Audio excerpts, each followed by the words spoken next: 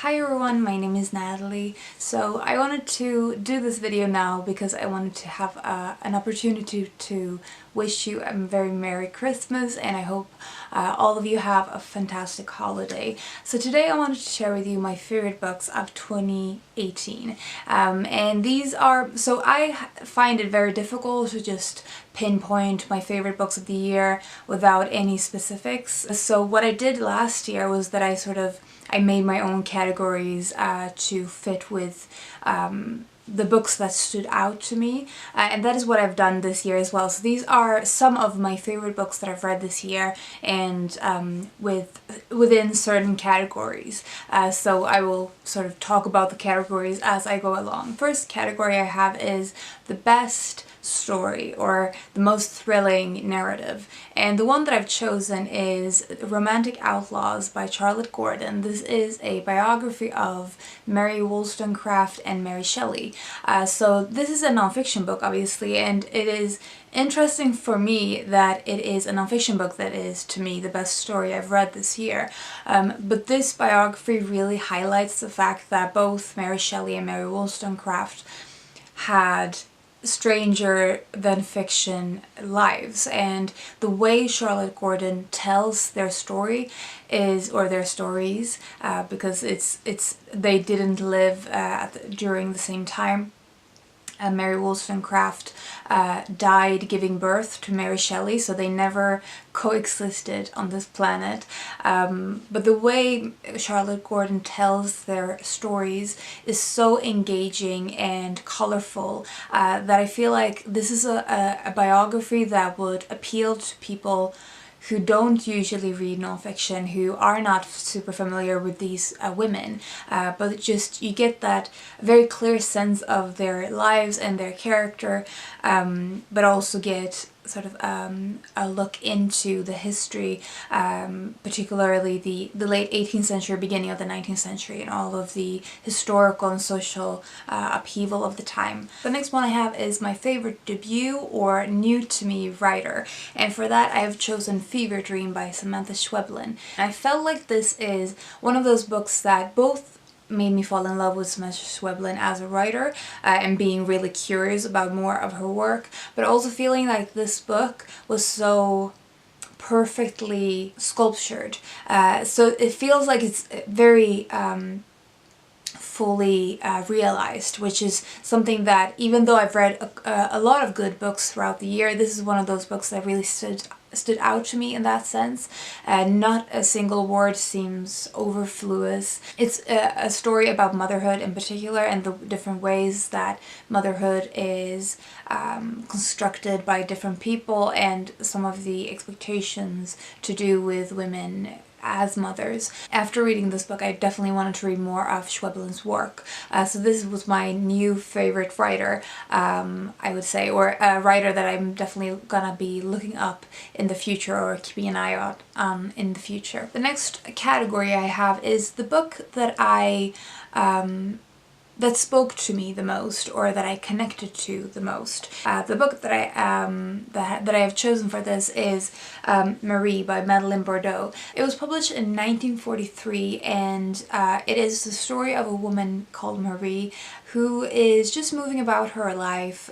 We follow her as she interacts with her husband, with other men outside of her marriage, and having an affair with a man she meets, I think, while she is on vacation with her husband. We see her interacting with her family, and in particular her sister, and their fraught relationship. We see her moving about her life, and there's no major thing happening in this book. The most dramatic thing is probably her affair, but that isn't at all the center of the story. The story is more, or the book is more about the internal life of Marie, and we see her reacting to the life around her. And I thought that this book had such authenticity like nothing I've read this year. It is I described this when I first read it as sort of a combination of J.D. Salinger's way of capturing small moments and miniature emotions in very poignant ways, with the narrative playfulness of Amélie from Montmartre, the movie. There's sort of this playfulness with the narrative and the performativeness of Marie. It's almost like she knows she's being watched, or she's telling you the story and she's acting, and sometimes she's really aware of the fact that she has an audience. So it's very interesting in a lot of ways, but the thing that makes me feel like this is a standout in the year is because of the way that I really strongly connected to it. And that is the thing that is so hard for me to explain why. But I feel like, kind of like how I felt with 9 Stories, there's something indescribable about it that pulls me in. But I would highly recommend it, and I feel like, as I said, it is a very underrated book. I've never heard anyone else talk about it, so Marie by Madeleine Bourdouxhe is fantastic. Last year I had a category for my most annotated book, and again this year I have a book that I have annotated the most and also fits with sort of the most inspiring book I've read this year, and that is Walt Disney: The Triumph of the American Imagination by Neal Gabler. This is a biography of Walt Disney, and it is a book that I actually started last year but finished in the beginning of this year. It is a very thorough biography of Walt Disney. You see him as he sort of his entire career, his lifetime, his personal life, some of the more unattractive sides to Walt Disney, and some of the things that made him so influential both in animation history, in art, also sort of in the American identity. He had a really big impact outside of his direct sort of market, and that is something that I think makes him such an interesting person to read about. Much like Romantic Outlaws, this is a book that I would recommend to people who are not enormous fans of Walt Disney. I am definitely a big fan of Walt Disney and the Disney Company. But you don't need to be able to enjoy this book. I think it will be an inspiring book just to see how a person can achieve so much in a lifetime, how much hard work can pay off.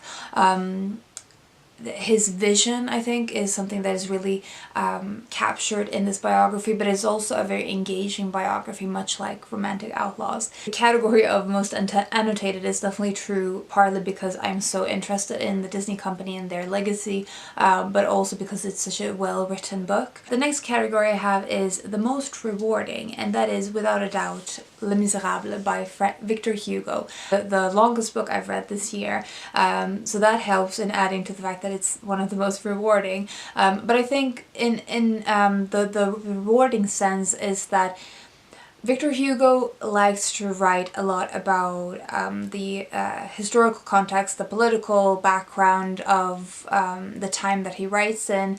He writes obviously about the French Revolution, while we follow Jean Valjean and all of the people that he meets, and also a lot of other parallel stories and characters.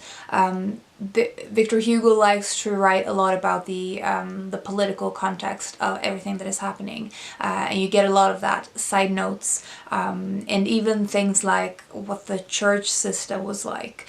So there's a lot of plodding through sections in this book, and that is, I think, why I felt like this was the most rewarding. The overall experience of reading this book was such a fantastic one for me, especially at the ending.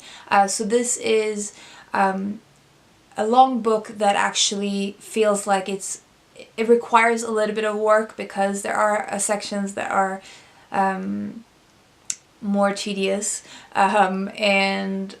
but the emotional story, the characters just make up for it and makes this a very outstanding experience as far as reading experience goes. The next category I have is the most life-changing book, or the most, I guess, thought-provoking book that had the most direct impact on my life or my my views, and that is The Seabird's Cry by Nicholson. It is a book, a non-fiction natural history about seabirds, and it's about the way that these birds flourish in several elements, air, water, and land.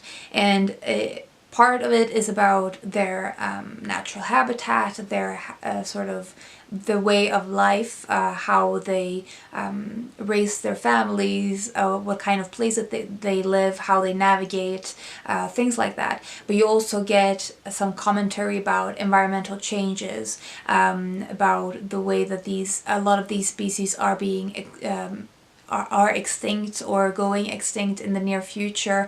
And this is a critical look at humans' interaction with nature and the negative impacts of our presence, of our mere existence. And that is the part that has really stuck with me in a way that it's making me think of things I can do differently. I think this book is the most challenging for me, in the sense that it sort of is making me, is creating more questions with me, I guess, or is making me think about things that I might not have considered before. For example, the whole plastic consumption thing is discussed in this book in the way that it is affecting nature and species within those climates very negatively.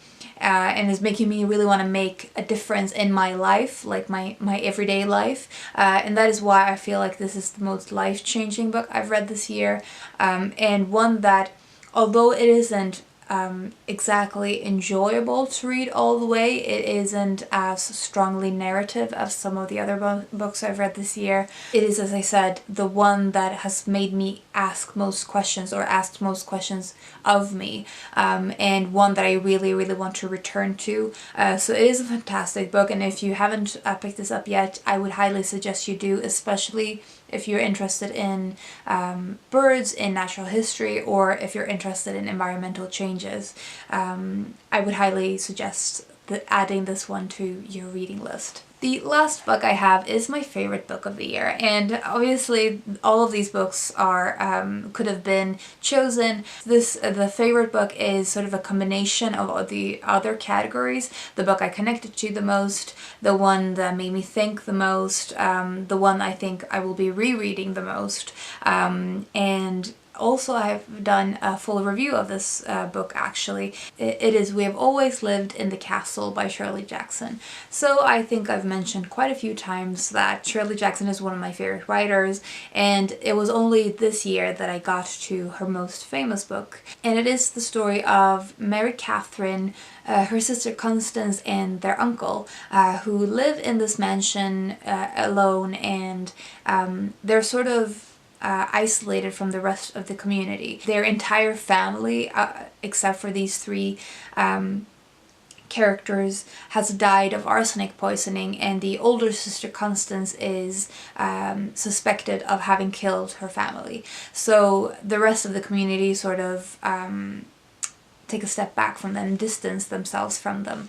And this book follows the three characters, and their sort of their sanctuary in this mansion, as things are changing within it. It is one of the most haunting books I read this year, and the one that I feel like I want to study, if that makes sense. I think a lot of the time my favorite books is often the books that I want to pick apart. I want to be completely immersed in and want to think about for a long period of time, and almost want to study.